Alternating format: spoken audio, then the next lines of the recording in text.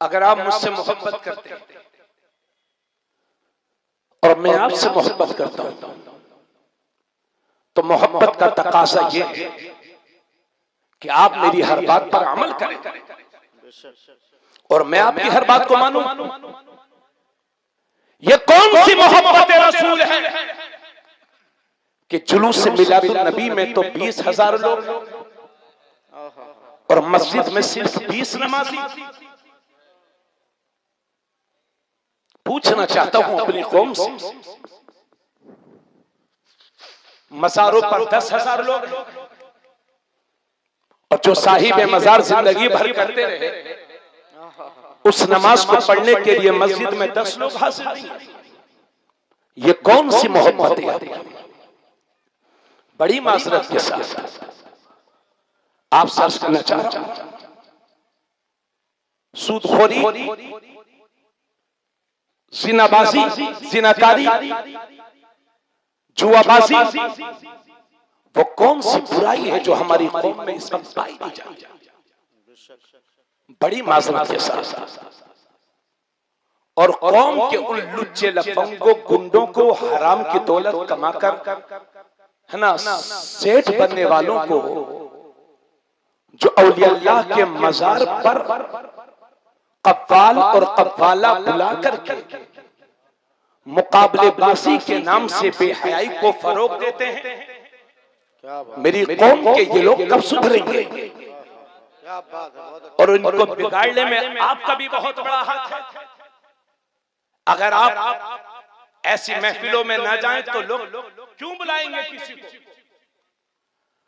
आला हजरत से किसी ने पूछा कि हुजूर, मजार शरीफ पर जो गलत काम होते हैं, बहुत सारे मजारों पर मेले लगे हैं, क्या क्या कहूं?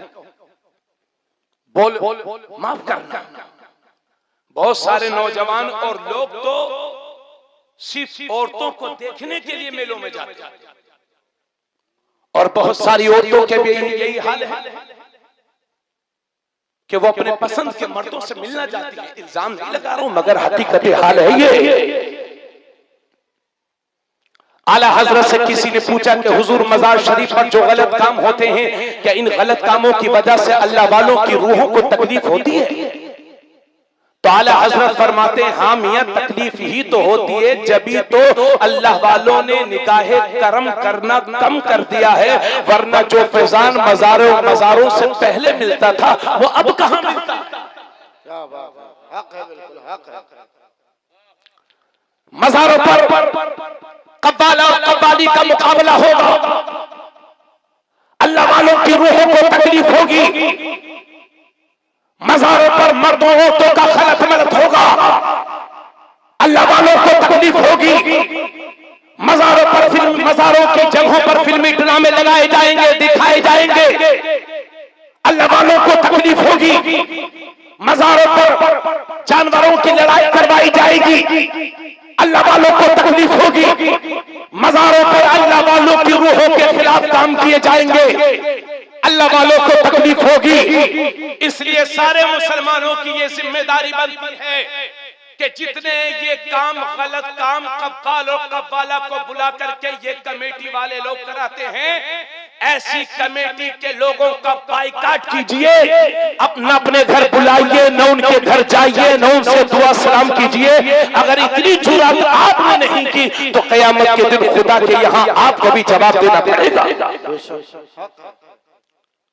दीन की जिम्मेदारी सिर्फ उलमा पर नहीं है,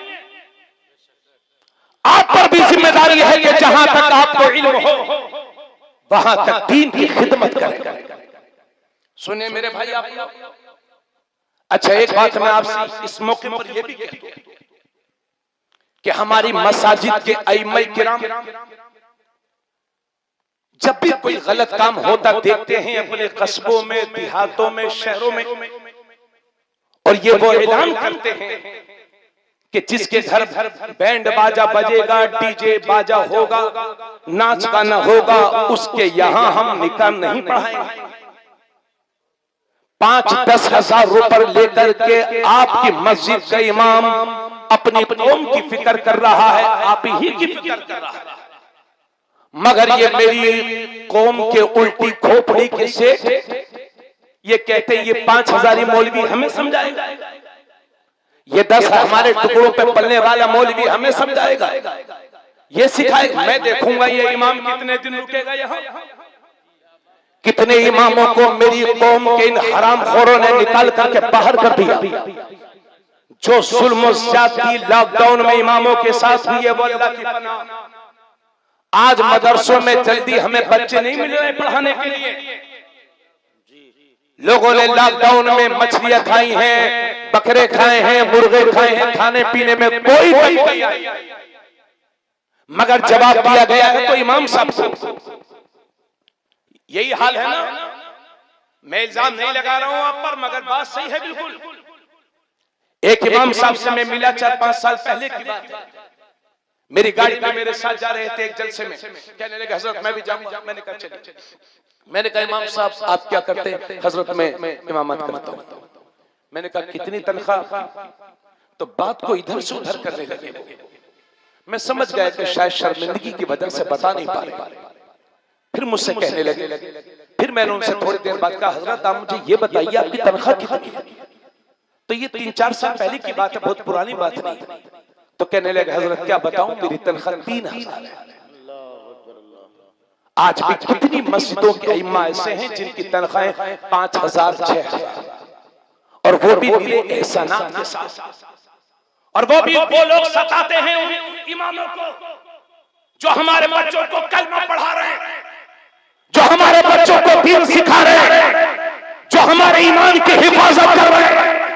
वो हमारी कौम के गरीब इमाम हम पर एहसान कर रहे हैं, मगर ये हमारी कौम के बिगड़े हुए लोग, हराम के टुकड़ों को पलने वाले लोग, सूदखोर, जुएबाज लोग, हराम की कमाई करने वाले।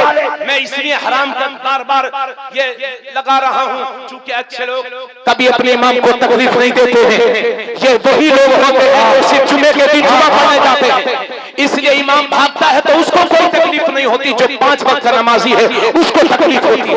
ए उल्टे खोपड़े से सुन ले, ये जब इनसे कहो कि तुम्हारा बाइकाट किया जाएगा तो कहते हैं अरे क्या बात करता है ये मौलवी। ऐसे मौलवी तो मेरी जेब में रखे रहते हैं। और सेठ जी मौलवी कुर्ते पजामे का नाम नहीं है। मैं मानता हूं कि तुम 10-5 कुर्ते तो खरीद सकते हो, मगर अल्लाह की कसम तुम्हारी अगली 7 नस्लें और पिछली 7 नस्लें मिलकर के भी कुर्ते पजामे तो खरीद सकती हैं, मगर एक आलिम रब्बान की ज़बान नहीं खरीद सकता। सारे शेख मिलकर एक आलिम रब्बानी के कलम को नहीं खरीद सकते। क्या हकीकत बात है। वाह वाह वाह वाह। मैं आपको बावर कराना चाहता हूं, आपकी बस्ती से निकल जाएंगे इंशाअल्लाह, कहीं और खिदमत दीन अंजाम देंगे। तवज्जो चाहूंगा, मेरी बात का बुरा मत मानिएगा, मगर मैं मिलता हूं इमामों से, अइम्मा किराम से मिलता हूं। एक साहब अल्लाह के नबी की बारगाह में हाजिर हुए, अर्ज करते हैं या रसूल अल्लाह मुझे कोई अच्छा काम बता दीजिए। तो मेरे नबी ने फरमाया इमाम बन जाओ। फिर मेरे नबी फरमाते इमाम नहीं बन पाते हो तो मुअज्जिन बन जाओ। हमारी कौम ने तो ये समझ रखा है मुअज्जिन मतलब 1500। ये टिफिन उठाया, वो टिफिन उठाया, यहाँ झाड़ू वहां झाड़ू, मुअज्जिन साहब तौलिया काम, मुअज्जिन साहब सफाई क्यों नहीं है, मुअज्जिन साहब जाला क्यों लगा है। होटलों पे जाके देखो बर्तन धोने वाला छोटा सा 10-12 साल का बच्चा 8000 रुपए लेता है। आपने जो भी समझो, लेकिन मेरे नबी ने एक दिन दुआ की थी, हाथों को उठाया था, या अल्लाह मेरी कौम के अइम्मा की और मेरी कौम के मुअज्जिनों की बख्शिश फरमा देना, आमीन। और मैं अपने इमामों से भी कहूंगा, अइम्मा इकराम से कहूंगा कि कभी भी एहसास कमतरी का शिकार मत होना। क्योंकि मैं कुछ जगहों पर गया, मैंने पूछा कि आप क्या करते हैं, तो वो करते थे इमामत, और उन्होंने मुझे बताया हज़रत हम कारोबार करते हैं। उन्हें इमामत बताते हुए शर्म आ रही थी। कौम के इमामों से, अइम्मा से, मौज़िनीन से कहूंगा कि कोई पूछे क्या करते हो तो शर्माना मत, बल्कि सीना सिपर होकर के कहना कि हम वो काम करते हैं जो मेरे नबी ने किया, हम वो काम करते हैं जो हजरत अबू बकर सिद्दीक ने किया, हम वो काम करते हैं जो हजरत उमर फारूक आज़म ने किया। अरे दोस्तों, इमामत के मुसल्ले को हल्का मत समझना। इमामत ही का मुसल्ला वो मुसल्ला है कि जिस पर हजरत उस्मान गनी खड़े हो गए हैं तो सखावत के दरिया बहा दिए, मौला अली खड़े हो गए तो शुजाअत के जलवे दिखा दिए। इमामत ही का वो मुसल्ला है कि जिस पर गौस आज़म खड़े हो गए तो करोड़ों लोगों की तकदीर को संवार दिया। इमामत ही का मुसल्ला वो मुसल्ला है कि जिस पर गरीब नवाज खड़े हो गए तो 90 लाख लोगों को कलमा पढ़ा के मुसलमान बना दिया। इमामत ही का मुसल्ला वो मुसल्ला है कि जिस पर इमाम अहमद रजा खड़ा हो गया तो भारत के सुन्नी सुन्नी को आशिक रसूल बना दिया। बच्चा बच्चा ये बोल उठा, दानिशी कल्ब में अज़मत मुस्तफा सैयदी आला हज़रत